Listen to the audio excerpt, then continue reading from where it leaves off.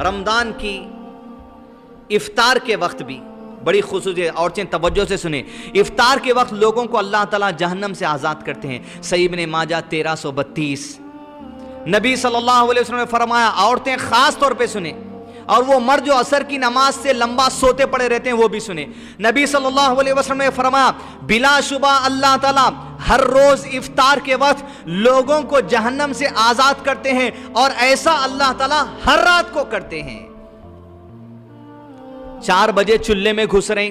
چپٹے آلوواں کاٹ لیتے ہوئے،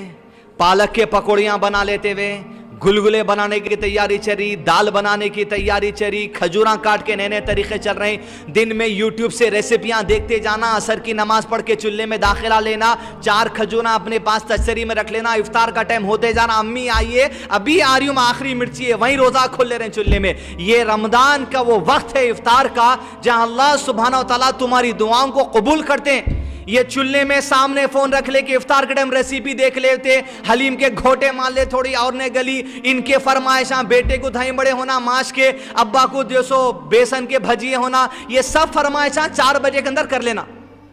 اگر آپ کو آپ کے رمضان کی قدر ہے تو جو کچھ بھی کرنا ہے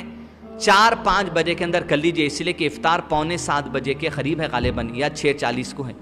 اس سے پہلے جو کرنا ہے کر لیجئے، اگر آپ اس افطار کے وقت سے صحیح فائدہ اٹھانا چاہتے ہو، ورنہ آپ کوئی بڑا کام نہیں کر رہے ہیں پکانے کے واسطے، پکائے سو چیز اللہ تعالیٰ اجر لکھ دیں گے، لیکن پکا کے آپ کے عمل برباد مت کر لیجئے۔ آپ کے جو اچھے جو سنہرے موقع اللہ تعالیٰ عطا کیے افطار کے موقع پر، کیا ہے وہ وقت کہ اللہ تعالیٰ ہر روز افطار کے وقت لوگوں کو جہنم سے آزاد کرتے ہیں۔